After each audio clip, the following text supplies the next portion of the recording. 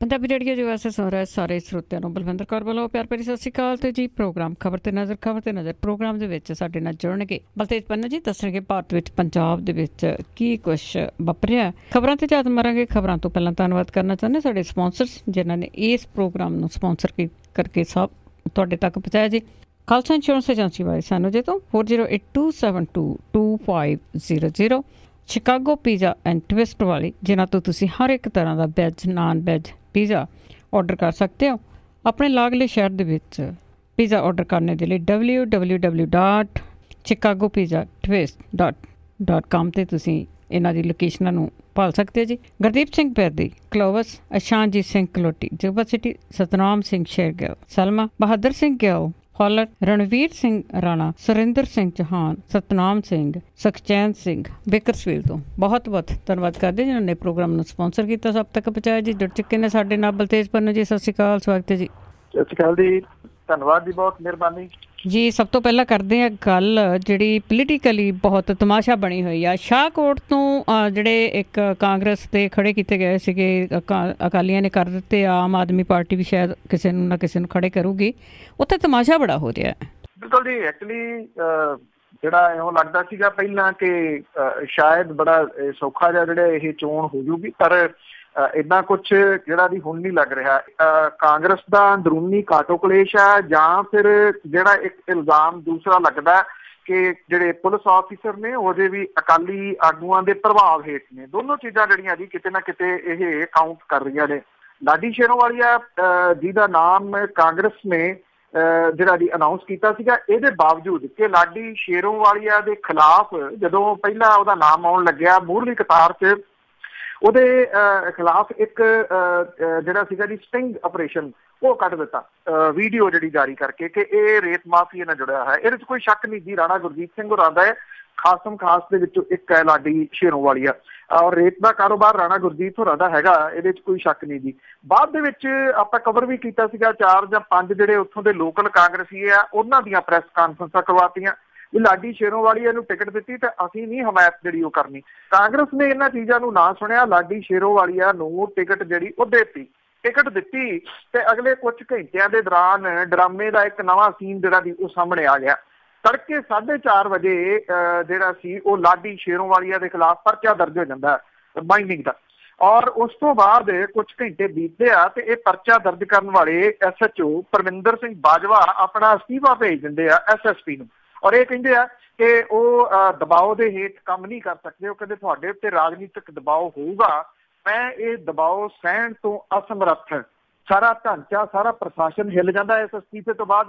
ਫਿਰ ਉਹਨੂੰ ਮਨਾਉਣ ਦੇ ਯਤਨ ਹੁੰਦੇ ਆ। ਕੁਝ ਸਮੇਂ ਤੋਂ ਬਾਅਦ ਪਰਮਿੰਦਰ ਸਿੰਘ ਬਾਜਵਾ ਦਾ ਇੱਕ ਹੋਰ ਜਿਹੜਾ ਜੀ ਹੱਥ ਲਿਖਤ ਪਰਚਾ ਸਾਹਮਣੇ ਆ ਜਾਂਦਾ, ਜਿਹਦੇ ਵਿੱਚ ਉਹ ਕਹਿੰਦੇ ਮੈਂ ਆਪਣਾ ਅਸਤੀਫਾ ਵਾਪਸ ਲੈ ਰਿਹਾ, ਮੈਂ ਨੌਕਰੀ ਦੇ ਵਿੱਚ ਜਿਹੜਾ ਜੀ ਉਹ ਰਹਿਣਾ ਚਾਹੁੰਦਾ। ਕਹਾਣੀ ਜਿਹੜੀ ਹੈ ਜੀ ਇੱਥੇ ਖਤਮ ਨਹੀਂ ਹੁੰਦੀ। ਕਹਾਣੀ ਜਿਹੜੀ ਆ ਉਹ ਨਾਲ ਦੀ ਨਾਲ ਅੱਗੇ ਜਿਹੜੀ ਆ ਉਹ ਤੁਰੀ ਜਾਂਦੀ ਆ। ਆਫ ਦੀ ਰਿਕਾਰਡ ਕੁਝ ਗੱਲਾਂ ਜਿਹੜੀਆਂ ਇਹ ਕਹੀਆਂ ਜਾ ਰਹੀਆਂ ਨੇ। ਇੱਕ ਵੱਡਾ ਆਗੂ ਜਿਹੜਾ ਜੀ ਉਹ ਧਮਕਾਉਂਦਾ ਇਸ SHO ਨੂੰ ਕਿ ਉਹ ਇੰਨੀ ਜੁਰਤ ਜਿਹੜੀ ਜੀ ਉਹ ਕਿਵੇਂ ਕਰ ਸਕਦਾ, ਜਦੋਂ ਕਿ ਦੂਜੇ ਪਾਸੇ ਉਹ ਕਹਿੰਦਾ ਨਹੀਂ ਮੈਂ ਨਹੀਂ ਧਮਕਾਇਆ ਜੀ, ਉਹ ਤਾਂ ਮੇਰੇ ਸ਼ਹਿਰ ਦਾ, ਮੇਰਾ ਤਾਂ ਉਹ ਖਾਸ ਹੈ। ਤੇ ਉਸ ਤੋਂ ਬਾਅਦ ਜਿਹੜਾ ਜੀ ਉਹ 2 ਦਿਨ ਦੀ ਉਹਨੂੰ ਛੁੱਟੀ ਦੇ ਵਾਸਤੇ ਜਿਹੜਾ ਜੀ ਉਹ ਭੇਜ ਦਿੱਤਾ ਜਾਂਦਾ।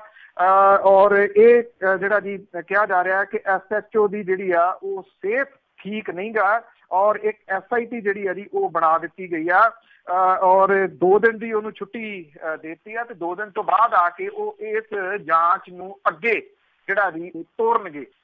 ਸਵਾਲ ਜਿਹੜਾ ਜੀ ਇੱਥੇ ਵੱਡਾ ਇਹ ਹੈ ਕਿ ਸਿਹਤ ਕਿਹਦੀ ਠੀਕ ਨਹੀਂ ਆ। ਉਹ ਜਾਂ ਤਾਂ ਕਿਹਾ ਜਾ ਰਿਹਾ ਜੀ SHO ਦੀ, ਪਰ ਮੇਰਾ ਖਿਆਲ ਢਾਂਚੇ ਦੀ ਸਿਹਤ ਜਿਹੜੀ ਹੈ ਜੀ ਇੱਕ ਨਹੀਂ ਆ। ਸਿਹਤ ਇੰਨੀ ਖਰਾਬ ਹੋ ਗਈ ਆ ਕਿ ਰਾਜਨੀਤਿਕ ਜੂੜੇ ਦੇ ਹੇਠੋਂ ਇਸ ਜਿਹੜਾ ਜੀ ਸਿਸਟਮ ਹੈ, ਜਿਹੜੀ ਪੁਲਿਸ ਹੈ, ਉਹਦਾ ਨਿਕਲ ਸਕਣਾ ਜਿਹੜਾ ਜੀ ਉਹ ਅਸੰਭਵ ਜਿਹੜਾ ਉਹ ਹੋਇਆ ਪਿਆ ਇਸ ਵੇਲੇ। ਪਹਿਲਾਂ ਜਿਸ ਕਿਸਮ ਦੇ ਨਾਲ 10 ਸਾਲ ਇਹਨੂੰ ਜਿਹੜਾ ਜੀ ਸੀਗੇ ਹਲਕਾ ਇੰਚਾਰਜ ਜਿਹਨਾਂ ਨੂੰ ਕਹਿੰਦੇ ਸੀ, ਉਹਨਾਂ ਦੇ ਹੇਠ ਜਿਹੜਾ ਜੀ ਉਹ ਲਾ ਰੱਖਿਆ। ਹੁਣ ਜਿਹੜਾ ਜੀ ਲਾਗੇ ਮੌਜੂਦਾ ਜਿਹੜਾ ਢਾਂਚਾ ਆ ਉਹਨਾਂ ਦੇ ਹੇਠ ਜਿਹੜੀ ਪੁਲਿਸ ਲੱਗੀ, ਜੋ ਉਹ ਕਹਿੰਦੇ ਆ ਉਸ ਤਰੀਕੇ ਦੇ ਨਾਲ ਜਿਹੜਾ ਜੀ ਉਹ ਚੱਲਣਾ ਪੈਂਦਾ। ਪਰ ਇੰਨਾ ਜ਼ਰੂਰ ਆ ਕਿ ਜਿਹੜੀ ਇਹ FIR ਦਰਜ ਕੀਤੀ ਆ ਉਹਦੇ ਵਿੱਚ ਇੱਕ ਲਾਈਨ ਜਿਹੜੀ ਜੀ ਇਹ SHO ਨੇ ਪਾ ਦਿੱਤੀ ਕਿ ਇੱਥੇ ਜ਼ਮੀਨੀ ਚੋਣ ਹੋ ਰਹੀ ਆ, ਇਸ ਕਰਕੇ ਸਿਆਸੀ ਤੌਰ ਦੇ ਉੱਤੇ ਕਿਸੇ ਨੂੰ ਥੱਲੇ ਲਾਉਣ ਦੇ ਵਾਸਤੇ ਵੀ ਇਹ ਸ਼ਿਕਾਇਤ ਕੀਤੀ ਗਈ ਹੋ ਸਕਦੀ ਹੈ। ਔਰ ਇਹ ਜਿਵੇਂ ਕਿਹਾ ਜਾਂਦਾ ਕਿ ਜਿਹੜੀ FIR ਦੇ ਵਿੱਚ ਲਿਖੀ ਗਈ ਚੀਜ਼ ਉਹ ਮੁੜ ਕੇ ਬਦਲਦੀ ਜੀ ਜੀ। ਦੇਖੋ ਕਿੰਨਾ ਇਹਨਾਂ ਨੂੰ ਖੁੱਲ੍ਹ ਦਿੱਤੀ ਹੋਈ ਆ ਵੀ ਜੋ ਕੋਈ ਕਹਿੰਦਾ ਉਹ ਨਹੀਂ ਲਿਖਿਆ ਜਾਂਦਾ FIR ਦੇ ਵਿੱਚ। ਤੇ ਅੱਗੇ ਫਰੀਦਕੋਟ ਦੇ ਵਿੱਚ ਇੱਕ ਰਿਸ਼ਵਤ ਕਾਂਡ ਹੋਇਆ ਸੀ ਤੇ ਉਸ ਦੀ ਜਾਂਚ ਵਿਜੀਲੈਂਸ ਕਰੇਗੀ। ਬਿਲਕੁਲ ਜੀ। ਐਕਚੁਅਲੀ ਇਹ ਜਿਹੜੀ ਫਰੀਦਕੋਟ ਪੁਲਿਸ ਦੀ ਰਿਸ਼ਵਤ ਕਾਂਡ ਜਿਹੜੀ ਹੈ ਜੀ ਵਿਜੀਲੈਂਸ ਹੁਣ ਇਹਨੂੰ ਫਰੋਲੂਗੀ। ਪੁਲਿਸ ਅਫਸਰ ਜਿਹੜੇ ਆ ਜੀ ਇਹਨੂੰ ਲੈ ਕੇ ਫਿਕਰਾਂ ਦੇ ਵਿੱਚ ਪੈ ਗਏ ਆ। ਵਿਜੀਲੈਂਸ ਬਿਊਰੋ ਪੰਜਾਬ ਦੇ ਜਿਹੜੇ ਮੁੱਖ ਡਾਇਰੈਕਟਰ ਨੇ ਉਹਨਾਂ ਨੇ ਇਸ ਸੰਬੰਧੀ ਜਾਂਚ ਬਠਿੰਡਾ ਵਿਜੀਲੈਂਸ ਨੂੰ ਜਿਹੜੀ ਹੈ ਜੀ ਉਹ ਸੌਂਪ ਦਿੱਤੀ ਹੈ। ਸਟਾਰਟਿੰਗ ਦੇ ਵਿੱਚ ਵਿਜੀਲੈਂਸ ਨੇ ਮਾਮਲੇ ਦੇ ਤੱਥਾਂ ਦੀ ਪੜਤਾਲ ਦੇ ਆਧਾਰ ਦੇ ਉੱਤੇ ਜਿਹੜੀ ਹੈ ਜੀ ਮਾਮਲਾ ਦਰਜ ਕਰ ਲਿਆ ਔਰ ਬਠਿੰਡਾ ਰੇਂਜ ਦੇ SSP ਵੱਲੋਂ ਇਹਦੀ ਜਾਂਚ ਜਿਹੜੀ ਅਗਲੇ ਹਫ਼ਤੇ ਤੋਂ ਸ਼ੁਰੂ ਕੀਤੀ ਜਾ ਰਹੀ ਹੈ। ਫਰੀਦਕੋਟ ਦੇ CIA ਸਟਾਫ ਤੇ ਇੱਕ ਦਲਾਲ ਨੂੰ ਇਹ ਕੰਮ ਕਾਫੀ ਜਿਹੜਾ ਜੀ ਉਹ ਭਾਰੀ ਪੈ ਸਕਦਾ ਹੈ ਕਿਉਂਕਿ ਫਰੀਦਕੋਟ ਪੁਲਿਸ ਦੇ ਵੱਲੋਂ ਦਰਜ ਕੇਸਾਂ ਦੀਆਂ ਉਲਝਣਾਂ ਜਿਹੜੀਆਂ ਉਹਦੇ ਵਿੱਚੋਂ ਫਸ ਸਕਦੇ ਆ। ਫਰੀਦਕੋਟ ਦੇ ਗੈਂਗਸਟਰ ਸੇਮਾ ਬਾਈਬਲ ਦੀ ਮਾਂ ਮਨਪ੍ਰੀਤ ਕੌਰ ਨੇ ਵਿਜੀਲੈਂਸ ਬਿਊਰੋ ਨੂੰ ਜਿਹੜਾ ਜੀ ਇਹ ਲਿਖ ਕੇ ਦਿੱਤਾ ਸੀਗਾ ਕਿ ਫਰੀਦਕੋਟ ਪੁਲਿਸ ਤੇ 23 ਲੱਖ ਰੁਪਏ ਦੀ ਰਿਸ਼ਵਤ ਲੈਣ ਦੇ ਉਹਨੇ ਦੋਸ਼ ਜਿਹੜੇ ਉਹ ਲਾਏ ਸੀਗੇ ਔਰ ਫਰੀਦਕੋਟ ਪੁਲਿਸ ਨੇ 13 ਜਨਵਰੀ 18 ਨੂੰ ਦੇਹਰਾਦੂਨ ਤੋਂ ਗੈਂਗਸਟਰ ਸੇਮਾ ਬਾਈਬਲ ਤੇ ਉਹਦੇ ਛੋਟੇ ਭਰਾ ਕੁਲਵਿੰਦਰ ਸਿੰਘ ਨੂੰ ਗ੍ਰਿਫਤਾਰ ਕਰਨ ਤੋਂ ਬਾਅਦ 18 ਜਨਵਰੀ ਨੂੰ ਦੋਵਾਂ ਨੂੰ ਫਰੀਦਕੋਟ ਅਦਾਲਤ ਦੇ ਵਿੱਚ ਪੇਸ਼ ਕੀਤਾ ਸੀਗਾ। ਸ਼ਿਕਾਇਤ ਇਹ ਕਹਿੰਦੀ ਆ ਕਿ ਪੁਲਿਸ ਨੇ ਉਹਨਾਂ ਨੂੰ ਕਾਰ ਚੋਰੀ ਦੇ ਇੱਕ ਮਾਮਲੇ ਦੇ ਵਿੱਚ 7 ਫਰਵਰੀ 17 ਨੂੰ ਜੈਤੋ ਥਾਣੇ ਦੇ ਵਿੱਚ ਦਰਜ FIR ਦੇ ਵਿੱਚ ਜਿਹੜਾ ਜੀ ਉਹ ਨਾਮਜ਼ਦ ਕਰ ਦਿੱਤਾ ਸੀਗਾ। ਗੈਂਗਸਟਰ ਸੇਮਾ ਬਾਈਬਲ ਦੀ ਮਾਂ ਮਨਪ੍ਰੀਤ ਦਾ ਇਹ ਕਹਿਣਾ ਹੈ ਕਿ ਉਹਦਾ ਮੁੰਡਾ ਕੁਲਵਿੰਦਰ ਸਿੰਘ 7 ਦਸੰਬਰ 16 ਤੋਂ 27 ਦਸੰਬਰ 17 ਤੱਕ ਕੁਵੈਤ ਦੇ ਵਿੱਚ ਸੀਗਾ ਤੇ ਫਿਰ ਉਹ ਪੰਜਾਬ ਦੇ ਵਿੱਚ ਕਾਰ ਚੋਰੀ ਕਿਵੇਂ ਕਰ ਸਕਦਾ ਔਰ ਉਸ ਵੇਲੇ ਕੁਵੈਤ ਦੇ ਵਿੱਚ ਹੋਣ ਦੀ ਗਵਾਹੀ ਉਹਦਾ ਪਾਸਪੋਰਟ ਭਰਦਾ। ਉਹਨੇ ਵਿਜੀਲੈਂਸ ਨੂੰ ਇਹਦੇ ਸੰਬੰਧੀ ਬਕਾਇਦਾ ਜਿਹੜੇ ਆ ਜੀ ਉਹ ਸਬੂਤ ਵੀ ਦੇ ਦਿੱਤੇ ਸੀਗੇ। ਮਨਪ੍ਰੀਤ ਕੌਰ ਜਿਹੜੀ ਹੈ ਜੀ ਉਹ ਸ਼ਿਕਾਇਤ ਦੇ ਵਿੱਚ ਕਹਿੰਦੀ ਆ ਕਿ ਫਰੀਦਕੋਟ ਪੁਲਿਸ ਨੇ ਕੁਲਵਿੰਦਰ ਦੇ ਉੱਤੇ ਕੋਈ ਕੇਸ ਨਾ ਦਰਜ ਕਰਨ ਦੇ ਵਾਸਤੇ ਉਹਨਾਂ ਤੋਂ ਰਿਸ਼ਵਤ ਜਿਹੜੀ ਸੀ ਉਹ ਮੰਗੀ ਔਰ 50 ਲੱਖ ਰੁਪਏ ਮੰਗੇ। ਸੌਦਾ ਹੋਇਆ 23 ਲੱਖ ਦੇ ਵਿੱਚ। ਇੱਕ ਰਿਸ਼ਤੇਦਾਰ ਦੇ ਰਾਹੀਂ 14 ਲੱਖ ਰੁਪਏ ਦੇ ਚੈੱਕ ਤੇ 3 ਰਿਸ਼ਤੇਦਾਰਾਂ ਤੋਂ ਫੜੇ ਪੈਸੇ ਪੁਲਿਸ ਨੇ ਉਹਨੂੰ ਦੇ ਦਿੱਤੇ। ਸੋ ਇਹ ਵੀ ਆਪਣੇ ਆਪ ਦੇ ਵਿੱਚ ਇੱਕ ਨਵੀਂ ਗੱਲ ਸੀਗੀ ਕਿ ਪੁਲਿਸ ਨੇ ਰਿਸ਼ਵਤ ਰਾਹੀਂ ਵੀ ਲੈਣੀ ਜਿਹੜੀ ਸੀ ਉਹ ਸ਼ੁਰੂ ਕਰ ਦਿੱਤੀ ਹੈ। ਹੁਣ ਦੇਖਣਾ ਇਹ ਹੋਊਗਾ ਕਿ ਵਿਜੀਲੈਂਸ ਜਿਹੜੀ ਹੈ ਜੀ ਉਹ ਕਿੰਨੀਆਂ ਕੁ ਪਰਤਾਂ ਇਸ ਕੇਸ ਦੀਆਂ ਫਰੋਲ ਸਕਦੀ ਹੈ। ਇੰਨਾ ਜ਼ਰੂਰ ਹੈ ਕਿ ਜਾਂਚ ਜਿਹੜੀ ਹੈ ਜੀ ਉਹ ਕਾਫੀ ਇੰਟਰਸਟਡ ਹੋਊਗੀ ਕਿ ਬੰਦਾ ਇੱਥੇ ਹੈ ਹੀ ਨਹੀਂ ਤੇ ਉਹਦੇ ਉੱਤੇ ਕਾਰ ਚੋਰੀ ਦਾ ਮਾਮਲਾ ਜਿਹੜਾ ਸੀਗਾ ਜੀ ਉਹ ਦਰਜ ਕਰਤਾ ਤੇ ਮੁੜ ਕੇ ਉਹਨੂੰ ਕੱਢਣ ਦੇ ਵਾਸਤੇ ਚੈੱਕਾਂ ਦੇ ਰੂਪ ਦੇ ਵਿੱਚ ਰਿਸ਼ਵਤ ਜੀ ਹੈ ਤਾਂ ਬਹੁਤ ਕੁਛ ਹੈ ਜੇ ਫਰੋਲਿਆ ਜਾਵੇ। ਤਾਂ ਅੱਗੇ ਸਕੂਲ ਦੇ ਵਿਵਾਦਿਤ ਸਿਲੇਬਸ ਦੀ ਜੇ ਗੱਲ ਕਰੀਏ ਤਾਂ ਕੁਛ ਬੁੱਧੀਜੀਵੀ ਆ ਇਹ ਅੱਗੇ ਆਏ। ਐਕਚੁਅਲੀ ਜੀ ਇਹ ਮਾਮਲਾ ਜਿਹੜਾ ਕੰਟੀਨਿਊਸ ਭਖਦਾ ਤੁਰਿਆ ਜਿਹੜਾ ਜੀ ਉਹ ਜਾ ਰਿਹਾ। ਅਕਾਲੀ ਦਲ ਨੂੰ ਲੱਗਦਾ ਆ ਕਿ ਇਸ ਮਾਮਲੇ ਦੇ ਵਿੱਚ ਉਹਦਾ ਪੈਰ ਧਰਾਵਾ ਹੋ ਗਿਆ ਪੰਜਾਬ ਦੀ ਸਿਆਸਤ ਦੇ ਵਿੱਚ। ਉਹਨੇ ਲਾ ਕੇ ਸ਼੍ਰੋਮਣੀ ਗੁਰਦੁਆਰਾ ਪ੍ਰਬੰਧਕ ਕਮੇਟੀ ਨੂੰ ਮੂਹਰੇ ਇਹਨੂੰ ਸਿੱਖ ਮਸਲਾ ਜਿਹੜਾ ਜੀ ਉਹ ਬਣਾਉਣਾ ਸ਼ੁਰੂ ਕੀਤਾ ਹੋਇਆ। ਇਹ ਗੱਲ ਭੁੱਲ ਕੇ ਕਿ NCERT ਦੀਆਂ ਜਿਹੜੀਆਂ ਕਿਤਾਬਾਂ ਨੇ ਇਹ 14 ਤੋਂ ਇਹਦੇ ਵਿੱਚ ਚੇਂਜਸ ਜਿਹੜੀ ਆ ਉਹ ਹੋਣੀ ਸ਼ੁਰੂ ਹੋਈ ਆ। ਜਿਹੜੀਆਂ ਕਮੇਟੀਆਂ 14 ਤੋਂ ਲੈ ਕੇ ਜਿਹੜੀਆਂ 17 ਤੱਕ ਇਹਦੀਆਂ ਮੀਟਿੰਗਾਂ ਦੇ ਵਿੱਚ ਸ਼ਾਮਲ ਹੁੰਦੀਆਂ ਰਹੀਆਂ ਉਹਦੇ ਵਿੱਚ ਅਕਾਲੀ ਦਲ ਦੇ ਚੀਮਾ ਸਾਹਿਬ ਵੀ ਜਿਹੜੇ ਸੀਗੇ ਔਰ ਜਿਹੜੇ ਸ਼੍ਰੋਮਣੀ ਗੁਰਦੁਆਰਾ ਪ੍ਰਬੰਧਕ ਕਮੇਟੀ ਦਾ ਇੱਕ ਮੈਂਬਰ ਵਿੱਚ ਇਹਦੇ ਜਿਹੜਾ ਸੁਝਾਏ ਹੋਏ ਸੀ ਨਾਮ ਉਹ ਵੀ ਇਹਦੇ ਵਿੱਚ ਮੀਟਿੰਗਾਂ ਦੇ ਵਿੱਚ ਸੀਗੇ। ਉਦੋਂ ਤਾਂ ਉਹ ਬੋਲੇ ਨਾ। ਹੁਣ ਜਿਹੜਾ ਜੀ ਉਹਨਾਂ ਨੂੰ ਬੋਲਣ ਦਾ ਚੇਤਾ ਆ ਗਿਆ। ਉਹਨਾਂ ਨੂੰ ਪੰਥ ਦੇ ਉੱਤੇ ਵੱਡਾ ਖਤਰਾ ਜਿਹੜਾ ਜੀ ਉਹ ਨਜ਼ਰ ਆਉਣਾ ਸ਼ੁਰੂ ਹੋ ਗਿਆ। ਰਾਜਪਾਲ ਨੂੰ ਵੀ ਮਿਲ ਲਏ। ਸ਼੍ਰੋਮਣੀ ਗੁਰਦੁਆਰਾ ਪ੍ਰਬੰਧਕ ਕਮੇਟੀ ਤੇਜਾ ਸਿੰਘ ਸਮੁੰਦਰੀ ਹਾਲ 'ਚ ਜਿਹੜਾ ਜੀ ਇਕੱਠ ਰੱਖ ਕੇ ਬਹਿ ਗਈ ਹੈ। ਇਹ ਇਕੱਠ ਜਿਹੜਾ ਸੀਗਾ ਜੀ ਉਦੋਂ ਨਾ ਰੱਖਿਆ ਗਿਆ ਜਦੋਂ ਗੁਰੂ ਗ੍ਰੰਥ ਸਾਹਿਬ ਦੀ ਬੇਅਦਬੀ ਦੀਆਂ ਘਟਨਾਵਾਂ ਹੋਈਆਂ ਸੀ। ਜਦੋਂ ਬਾਈਬਲ ਕਾਂਡ ਜਿਹੜਾ ਹੋਇਆ ਸੀ ਉਦੋਂ ਨਹੀਂ ਰੱਖਿਆ ਗਿਆ। ਇਹਨਾਂ ਦੇ ਗੱਲ ਦੇ ਵਿੱਚ ਹਾਮੀ ਭਰਨ ਵਾਲੇ ਅਖਬਾਰ ਦਾ ਜਿਹੜਾ ਸੰਪਾਦਕ ਹੈ ਜੀ ਉਹ ਉਦੋਂ ਨਾ ਬੋਲਿਆ। ਉਦੋਂ ਜਿਹੜੀਆਂ ਸੰਪਾਦਕੀਆਂ ਸੀ ਮੁੱਖ ਪੰਨਿਆਂ ਦੇ ਉੱਤੇ ਨਾ ਆਈਆਂ। ਹੁਣ ਮੁੱਖ ਪੰਨਿਆਂ ਦੇ ਉੱਤੇ ਜਿਹੜੀਆਂ ਜੀ ਆ ਗਈਆਂ ਕਿਉਂਕਿ ਉਹਨਾਂ ਨੂੰ ਲੱਗਦਾ ਕਿ ਮਾਮਲਾ ਗਰਮਾ ਸਕਦਾ ਹੈ ਤੇ ਇਹਦੇ ਤੋਂ ਸਿਆਸੀ ਲਾਹਾ ਜਿਹੜਾ ਜੀ ਉਹ ਲਿਆ ਜਾ ਸਕਦਾ ਹੈ। ਇਹਦੇ ਵਿੱਚ ਹੌਲੀ ਹੌਲੀ ਜਿਹੜੇ ਜੀ ਉਹ ਸਾਰੇ ਆ ਰਹੇ ਨੇ। ਕੱਲ ਐਕਚੁਅਲੀ ਥੋੜਾ ਡਰਾਮਾ ਹੀ ਹੋਇਆ ਇੱਕ ਕਿਸਮ ਦਾ। ਜਿਹੜੇ ਪਰਮਜੀਤ ਸਿੰਘ ਸਰਨਾ ਨੇ ਉਹਨਾਂ ਨੇ ਇੱਕ ਪ੍ਰੈਸ ਕਾਨਫਰੰਸ ਰੱਖੀ ਸੀਗੀ ਇੱਥੇ ਚੰਡੀਗੜ੍ਹ ਦੇ ਵਿੱਚ। ਉਹ ਪ੍ਰੈਸ ਕਾਨਫਰੰਸ ਦੇ ਵਿੱਚ ਆਏ ਨਾ ਤੇ ਇਸ ਪ੍ਰੈਸ ਕਾਨਫਰੰਸ ਨੂੰ ਹਾਈਜੈਕ ਕਰ ਲਿਆ ਸਿੱਖ ਬੁੱਧੀਜੀਵੀਆਂ ਨੇ ਔਰ ਉਹਨਾਂ ਨੇ ਇਹਦੇ ਵਿੱਚ ਦੋਸ਼ ਲਾਇਆ ਪ੍ਰੈਸ ਕਾਨਫਰੰਸ ਕਰਕੇ ਕਿ ਮੌਜੂਦਾ ਸਰਕਾਰ ਜਿਹੜੀ ਆ ਉਹ ਵੀ ਪਿਛਲੀ ਅਕਾਲੀ ਭਾਜਪਾ ਸਰਕਾਰ ਦੇ RSS ਦੇ ਏਜੰਡੇ ਨੂੰ ਇਤਿਹਾਸ ਦੀਆਂ ਕਿਤਾਬਾਂ ਦੇ ਵਿੱਚ ਥੋਪ ਕੇ ਭਗਵਾਂ ਕਰਨ ਦੀ ਮੁਹਿੰਮ ਨੂੰ ਅੱਗੇ ਤੋਰ ਰਹੀ ਹੈ। ਇਹਦੇ ਵਿੱਚ ਸਾਬਕਾ IAS ਅਧਿਕਾਰੀ ਗੁਰਤੇਜ ਸਿੰਘ, ਪ੍ਰੋਫੈਸਰ ਗੁਰਦਰਸ਼ਨ ਸਿੰਘ ਢਿੱਲੋਂ, ਸ੍ਰੀ ਗੁਰੂ ਸਿੰਘ ਸਭਾ ਦੇ ਗੁਰਪ੍ਰੀਤ ਸਿੰਘ ਤੇ ਗੁਰਜੋਤ ਸਿੰਘ ਸਾਹਨੀ ਜਿਹੜੇ ਜੀ, ਉਹਨਾਂ ਨੇ ਇਹ ਗੱਲ ਆਖੀ ਕਿ ਇਤਿਹਾਸ ਦੀਆਂ ਪਾਠ ਪੁਸਤਕਾਂ ਦੇ ਵਿੱਚੋਂ ਸਿੱਖ ਤੇ ਪੰਜਾਬ ਦੇ ਇਤਿਹਾਸ ਨੂੰ ਮਨਫੀ ਕਰਨ ਦੇ ਵਿੱਚ ਪਿਛਲੀ ਗੱਠਜੋੜ ਸਰਕਾਰ ਤੇ ਮੌਜੂਦਾ ਸਰਕਾਰ ਬਰਾਬਰ ਦੀ ਜ਼ਿੰਮੇਵਾਰ ਹੈ। ਉਹਨਾਂ ਨੇ ਕਿਹਾ ਕਿ ਅਕਾਲੀ ਭਾਜਪਾ ਸਰਕਾਰ ਨੇ 14 ਦੇ ਵਿੱਚ ਇਤਿਹਾਸ ਦੀਆਂ ਇਹ ਜਿਹੜੀਆਂ ਪੁਸਤਕਾਂ ਸੀ, ਇਹਨਾਂ ਨੂੰ NCERT ਦੇ ਦਿਸ਼ਾ ਨਿਰਦੇਸ਼ ਦੇ ਅਨੁਕੂਲ ਬਣਾਉਣ ਦੀ ਆੜ ਦੇ ਹੇਠ ਸਿੱਖ ਇਤਿਹਾਸ ਦੇ ਪਾਠ ਘਟਾਉਣ ਤੇ ਭਗਵੀਂ ਪੇਸ਼ਕਾਰੀ ਦੀ ਪ੍ਰਕਿਰਿਆ ਸ਼ੁਰੂ ਕੀਤੀ ਸੀਗੀ, ਔਰ ਇਹਦੇ ਤਹਿਤ ਸਿੱਖ ਇਤਿਹਾਸ ਦਾ ਵੱਡਾ ਹਿੱਸਾ ਕਿਤਾਬਾਂ ਤੋਂ ਜਿਹੜਾ ਜੀ ਉਹ ਮਨਫੀ ਕਰ ਦਿੱਤਾ ਗਿਆ ਸੀਗਾ। ਇਹ ਸਿੱਖ ਬੁੱਧੀਜੀਵੀ ਕਹਿੰਦੇ ਆ ਕਿ ਸਿਲੇਬਸ ਤਿਆਰ ਕਰਨ ਦੇ ਵਾਸਤੇ ਕਿਸੇ ਵੀ ਸਿੱਖ ਇਤਿਹਾਸਕਾਰ ਨੂੰ ਇਹਦੇ 'ਚ ਸ਼ਾਮਲ ਨਹੀਂ ਕੀਤਾ ਗਿਆ। ਸ਼੍ਰੋਮਣੀ ਗੁਰਦੁਆਰਾ ਕਮੇਟੀ ਦੇ ਨੁਮਾਇੰਦੇ ਜਾਂ ਪੰਜਾਬੀ ਯੂਨੀਵਰਸਿਟੀ ਦੇ ਕਿਸੇ ਪ੍ਰੋਫੈਸਰ ਨੂੰ ਇਸ ਪ੍ਰਕਿਰਿਆ ਦੇ ਨਾਲ ਜੋੜਨਾ ਮਹਿਜ਼ ਇੱਕ ਪਰਦਾ ਪਾਉਣ ਵਾਲੀ ਜਿਹੜੀ ਉਹ ਗੱਲ ਸੀ। ਇਹਨਾਂ ਨੇ ਇਹ ਵੀ ਮੰਗ ਕੀਤੀ ਕਿ ਇਤਿਹਾਸਕਾਰਾਂ ਦੀ ਨਵੀਂ ਕਮੇਟੀ ਬਣਾ ਕੇ ਸਿਲੇਬਸ ਨਵੇਂ ਸਿਰਿਓਂ ਜਿਹੜਾ ਜੀ ਉਹ ਤਿਆਰ ਕੀਤਾ ਜਾਵੇ।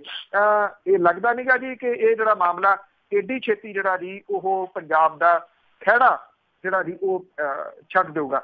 ਅਕਾਲੀ ਦਲ ਇਸ ਮੁੱਦੇ ਦੇ ਉੱਤੇ ਤਾਂ ਰਾਜਨੀਤੀ ਜਿਹੜੀ ਹੈ ਜੀ ਉਹ ਰੱਦਵੀਂ ਕਰ ਰਿਹਾ, ਰਾਜਪਾਲ ਨੂੰ ਵੀ ਮਿਲ ਲਿਆ, ਪਰ ਦਿਆਲ ਸਿੰਘ ਜਿਹੜਾ ਕਾਲਜ ਆ ਉਹਦਾ ਜਿਹੜਾ ਚੇਅਰਮੈਨ ਆ ਅਮਿਤਾਭ ਸਿਨਹਾ, ਉਹ ਭੜਕਾ ਮਾਰੀ ਜਾਂਦਾ ਜੀ, ਉਸ ਮੁੱਦੇ ਦੇ ਉੱਤੇ ਚੁੱਪ ਕਰਕੇ ਬੈਠੇ। ਉਹ ਤਾਂ ਇਹਨਾਂ ਦੇ ਆਪਣੇ ਆ ਜੀ, ਕਿ 9 ਮਾਸ ਦਾ ਰਿਸ਼ਤਾ ਆ।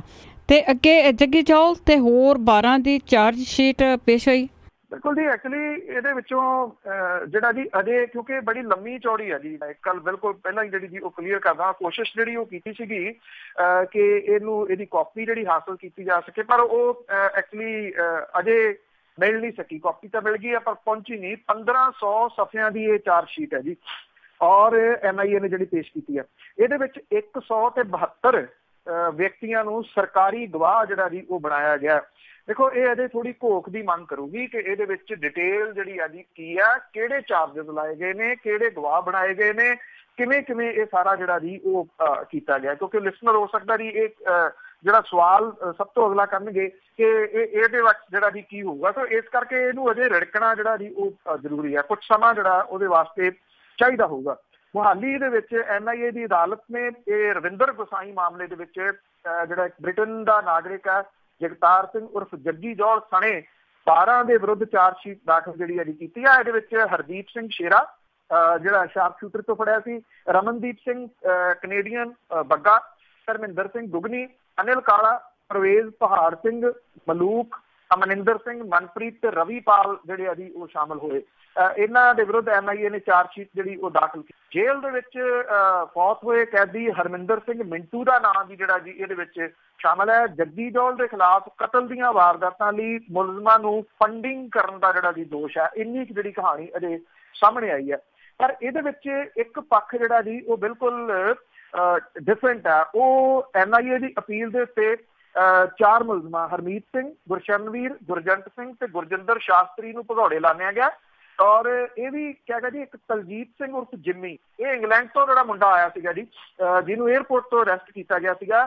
ਤਲਜੀਤ ਜਿੰਮੀ ਨੂੰ ਇਸ ਕੇਸ ਦੇ ਵਿੱਚੋਂ ਡਿਸਚਾਰਜ ਕਰਨ ਦੇ ਵਾਸਤੇ ਅਰਜ਼ੀ ਜਿਹੜੀ ਹੈ ਜੀ ਉਹ ਦਾਇਰ ਕੀਤੀ ਗਈ ਆ। ਇਹ ਤੋਂ ਪਹਿਲਾਂ NIA ਦੇ ਵੱਲੋਂ ਤਲਜੀਤ ਜਿੰਮੀ ਨੂੰ ਲੁਧਿਆਣੇ ਦੇ ਵਿੱਚ RSS ਦੀ ਸ਼ਾਖਾ ਦੇ ਉੱਤੇ ਗੋਲੀਆਂ ਚਲਾਉਣ ਦੇ ਮਾਮਲੇ ਦੇ ਵਿੱਚ ਨਾਮਜ਼ਦ ਕਰਦਿਆਂ ਫਰੀਦਕੋਟ ਜੇਲ੍ਹ ਦੇ ਵਿੱਚੋਂ ਪ੍ਰੋਡਕਸ਼ਨ ਵਾਰੰਟਾਂ ਦੇ ਉੱਤੇ ਗ੍ਰਿਫਤਾਰ ਜਿਹੜਾ ਜੀ ਉਹ ਕੀਤਾ ਗਿਆ ਸੀਗਾ।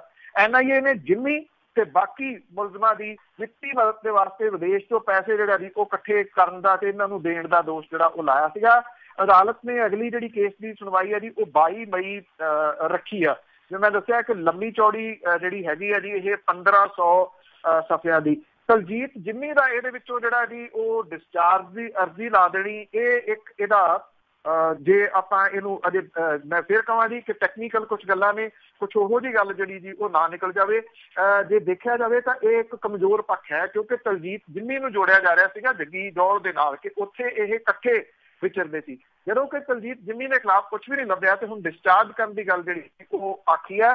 ਤਲਜੀਤ ਜਿੰਮੀ ਨੂੰ ਗ੍ਰਿਫਤਾਰ ਕੀਤਾ ਸੀ ਪੰਜਾਬ ਦੀ, ਬਾਅਦ ਦੇ ਵਿੱਚ ਇਹ ਕੇਸ ਜਿਹੜਾ NIA ਨੈਸ਼ਨਲ ਇਨਵੈਸਟੀਗੇਸ਼ਨ ਏਜੰਸੀ ਨੂੰ ਜਿਹੜਾ ਜੀ ਉਹ ਦੇ ਦਿੱਤਾ ਗਿਆ ਸੀਗਾ। ਸਰੋਤਿਆਂ ਨੂੰ ਜਿਹੜੀ ਇਹਦੀ ਇੱਕ ਬੇਨਤੀ ਹੈ ਕਿ ਕੁਝ ਦਿਨ ਅਜੇ ਹੋਰ ਤਾਂ ਕਿ ਇਹ ਜਿਹੜੀ ਚਾਰਜ ਸ਼ੀਟ ਹੈ ਇਹ ਪੂਰੀ ਦੀ ਪੂਰੀ ਜਿਹੜੀ ਇਹਦੀ ਘੋਖੀ ਜਾ ਸਕੇ ਕਿ ਇਹਦੇ ਵਿੱਚ ਅਸਲ ਦੇ ਵਿੱਚ ਕਿਹੋ ਜਿਹੇ ਦੋਸ਼ ਲਾਏ ਗਏ ਆ। ਔਰ ਜੱਗੀ ਜੋਲ ਦਾ ਜ਼ਿਆਦਾ ਕੰਸਰਨ ਹੈ ਬਹੁਤੇ ਜਿਹੜੇ ਲਿਸਨਰ ਨੇ ਉਹਨਾਂ ਦੇ ਨਾਲ ਕਿ ਉਹਦੇ ਵਾਸਤੇ ਜਿਹੜਾ ਜੀ ਲੱਭਿਆ ਕੀ ਕਿਹੜੇ ਤਰੀਕੇ ਦੇ ਨਾਲ ਜਿਹੜਾ ਜੀ ਇਹ ਕਿਹਾ ਗਿਆ ਕਿ ਉਹਨੂੰ ਇਹ ਜਿਹੜੇ ਫੰਡਿੰਗ ਆ ਇਹ ਮੁਹੱਈਆ ਕਰਾਈ ਆ ਔਰ ਰਿਕਵਰੀ ਜਿਹੜੀ ਹੈ ਜੀ ਉਹ ਕੀ ਹੋਈ ਆ, ਇਹ ਅਜੇ ਕਲੀਅਰ ਨਹੀਂ ਗਾ ਕਿਉਂਕਿ ਬਹੁਤ ਲੰਬੀ ਬਿਲਕੁਲ ਜੀ। ਜਦ ਵੀ ਰਿਪੋਰਟ ਆਉਂਦੀ ਆ ਤਾਂ ਤੁਹਾਡੇ ਸਾਹਮਣੇ ਜ਼ਰੂਰ ਲਿਆਂਦੀ ਜਾਊਗੀ।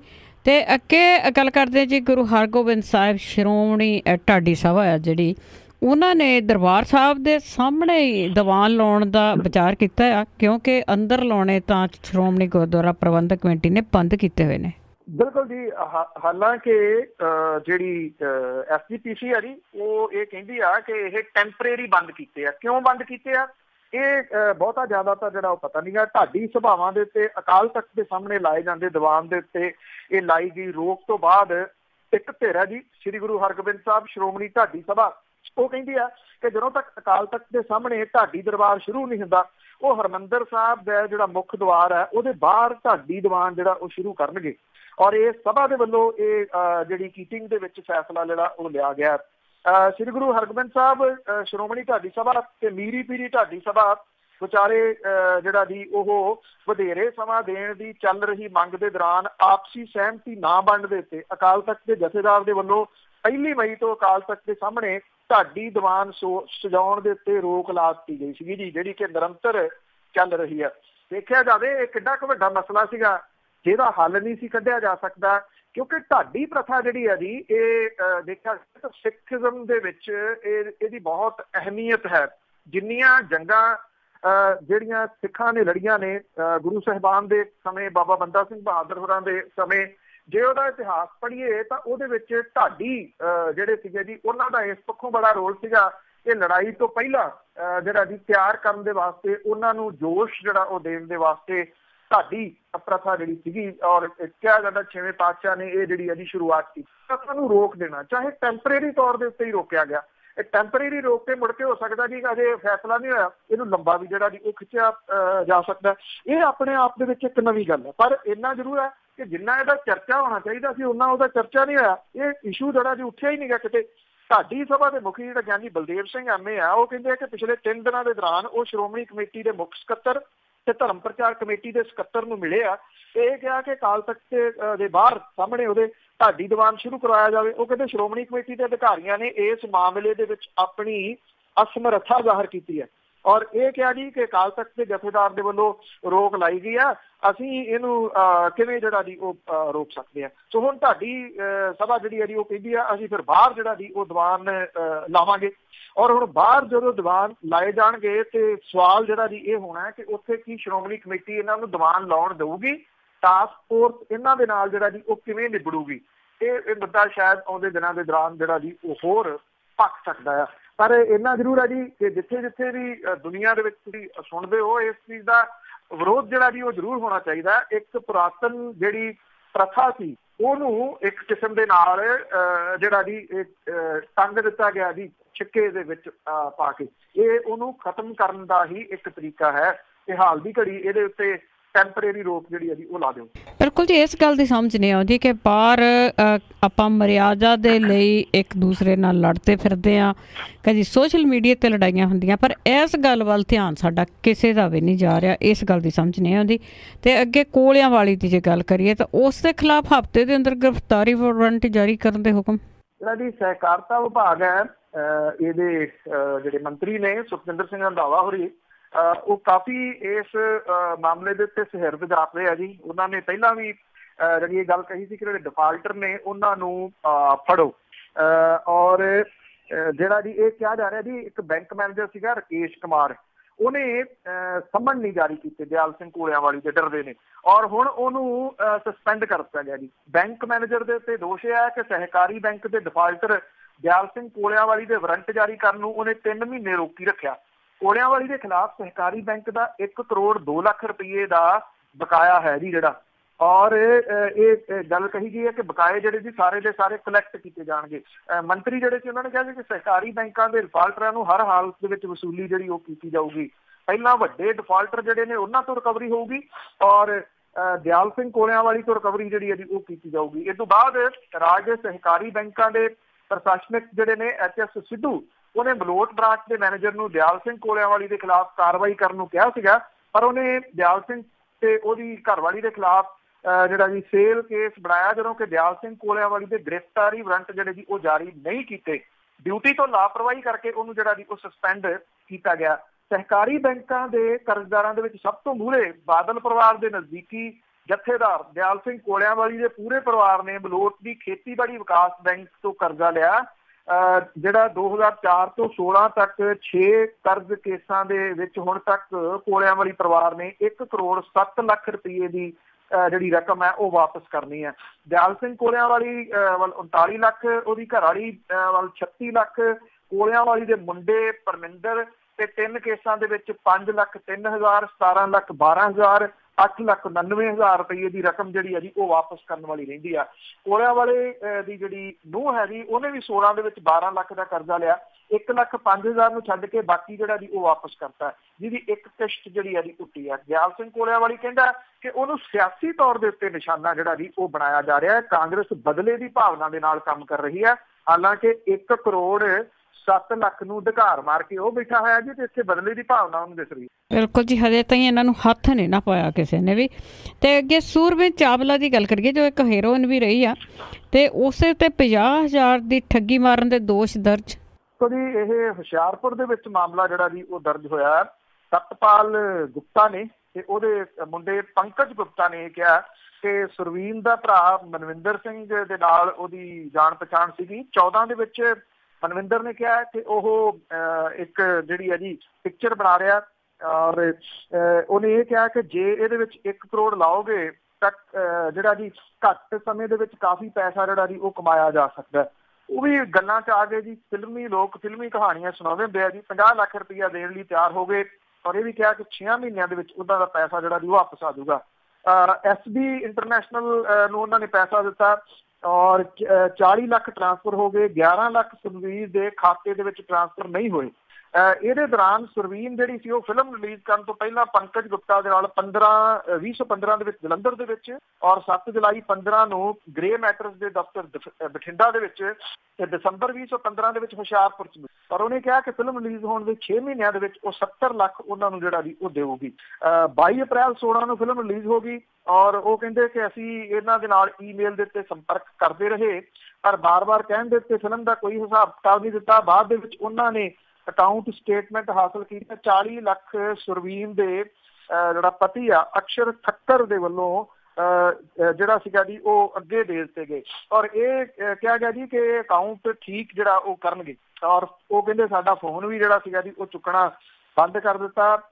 ਇਹ ਜਿਹੜੀ ਹੀਰੋਇਨ ਹੈ ਸੁਰਵੀਨ ਚਾਵਲਾ, ਉਹਦਾ ਭਰਾ ਮਨਵਿੰਦਰ ਸਿੰਘ, ਅਕਸ਼ੇ ਠੱਕਰ ਜਿਹੜਾ ਸੁਰਵੀਨ ਦਾ ਪਤੀ ਆ ਜਿਹੜਾ ਮੁੰਬਈ ਦੇ ਰਹਿਣ ਵਾਲਾ, ਇਹਨਾਂ ਸਾਰਿਆਂ ਦੇ ਖਿਲਾਫ 420 ਦਾ ਮਾਮਲਾ ਜਿਹੜਾ ਜੀ ਉਹ ਦਰਜ ਕੀਤਾ ਗਿਆ। ਇਹ ਕਹਿੰਦੇ ਆ ਕਿ ਫਿਲਮ ਜਿਹੜੀ ਸੀ ਉਹ ਚੱਲੀ, ਪਰ ਉਹਨਾਂ ਦੇ ਪੈਸੇ ਜਿਹੜੇ ਸੀ ਉਹ ਨਹੀਂ ਦਿੱਤੇ ਗਏ। ਪੰਕਜ ਗੁਪਤਾ ਕਹਿੰਦਾ ਕਿ ਕਈ ਵਾਰੀ ਪੁਲਿਸ ਨੇ ਜਾਂਚ ਦੇ ਵਾਸਤੇ ਉਹਨਾਂ ਨੂੰ ਬੁਲਾਇਆ, ਇੱਕ ਵਾਰੀ ਵੀ ਉਹ ਨਹੀਂ ਆਏ। ਉਹਨਾਂ ਨੇ ਕਿਹਾ ਕਿ 50 ਇਸ ਤਰ੍ਹਾਂ ਦੀਆਂ ਈਮੇਲ ਨੇ ਜਿਹਦੇ ਵਿੱਚ ਇਹਨਾਂ ਦੇ ਨਾਲ ਪੈਸੇ ਦੇ ਲੈਣ ਦੇਣ ਦੇ ਬਾਰੇ ਗੱਲਬਾਤ ਜਿਹੜੀ ਆ ਜੀ ਉਹ ਹੁੰਦੀ ਰਹੀ ਆ। ਦੂਜੇ ਪਾਸੇ ਸੁਰਵੀਨ ਚਾਵਲਾ ਤੇ ਉਹਦਾ ਪਤੀ ਜਿਹੜਾ ਅਕਸ਼ੇ ਠੱਕਰ ਹੈ, ਉਹ ਇਹ ਕਹਿੰਦੇ ਆ ਜੀ ਕਿ ਝੂਠੀ FIR ਹੈ, ਉਹਨਾਂ ਨੂੰ ਇਹਦੇ ਬਾਰੇ ਕੋਈ ਜਾਣਕਾਰੀ ਨਹੀਂ। ਉਹ ਕਹਿੰਦੇ ਇੱਕ ਸੈਲੀਬ੍ਰਿਟੀ ਆ ਜਿਹਦੇ ਕਰਕੇ ਉਹਨਾਂ ਦੇ ਉੱਤੇ ਇਹ ਦੋਸ਼ ਜਿਹੜੇ ਆ ਜੀ ਉਹ ਲਾਏ ਗਏ ਆ, ਪਰ ਪੁਲਿਸ ਨੇ ਜਾਂਚ ਦੇ ਵਾਸਤੇ ਸੱਦਿਆ, ਇਹਦਾ ਕੋਈ ਜਵਾਬ ਉਹਨਾਂ ਨੇ ਨਹੀਂ ਦਿੱਤਾ। ਪੈਸੇ ਅਕਾਊਂਟ ਦੇ ਵਿੱਚ ਟ੍ਰਾਂਸਫਰ ਹੋਇਆ, ਇਹਦਾ ਵੀ ਕੋਈ ਜਵਾਬ ਉਹਨਾਂ ਕੋਲੇ ਨਹੀਂ ਸੀ। ਬਿਲਕੁਲ ਜੀ, ਧੋਖਾਧੜੀ ਬਹੁਤ ਵਧੀ ਹੋਈ ਹੈ ਇੱਥੇ। ਤੇ ਅੱਗੇ ED ਦੀ ਜੇ ਗੱਲ ਕਰਦੇ ਆ ਤੇ ਉਹਨਾਂ ਨੇ ਅਕਾਲੀਆਂ ਦੀਆਂ ਜ਼ਮੀਨਾਂ ਜਾਇਦਾਦਾਂ ਦੇ ਉੱਤੇ ਸੇਲ ਤੇ ਟ੍ਰਾਂਸਫਰ ਤੇ ਰੋਕ ਲਾਈ। ਦੇਖੋ ਜੀ, ਇਹ ਹੁਸ਼ਿਆਰਪੁਰ ਜਲੰਧਰ ਰੋਡ ਦੇ ਉੱਤੇ 4 ਲੇਨ ਕਰਨ ਦੇ ਵਾਸਤੇ ਨੈਸ਼ਨਲ ਹਾਈਵੇ ਅਥਾਰਟੀ ਨੇ ਜ਼ਮੀਨ ਅਕਵਾਇਰ ਕਰਨ ਦੇ ਵਾਸਤੇ ਪੰਜਾਬ ਸਰਕਾਰ ਨੂੰ ਲਿਖਿਆ ਸੀਗਾ, ਔਰ ਇਹਦੇ ਵਿੱਚ ਕਲੈਕਟਰ ਦੀ ਪਾਵਰ ਉਸ ਵੇਲੇ ਦੇ SDM ਆਨੰਦ ਸਾਗਰ ਸ਼ਰਮਾ ਨੂੰ ਦਿੱਤੀ ਗਈ ਸੀ, ਔਰ ਉਹਨੇ ਅਕਾਲੀ ਨੇਤਾ ਢੱਟ ਜੌਲ ਹਰਪਿੰਦਰ ਗਿੱਲ ਸਣੇ ਕਈ ਕਾਰੋਬਾਰੀਆਂ ਦੇ ਨਾਲ ਮਿਲ ਕੇ ਪਿੱਪਲਾਂਵਾਲਾ ਦੇ ਕੋਲੇ ਜ਼ਮੀਨਾਂ ਸਸਤੇ ਰੇਟਾਂ 'ਚ ਖਰੀਦ ਲਈਆਂ।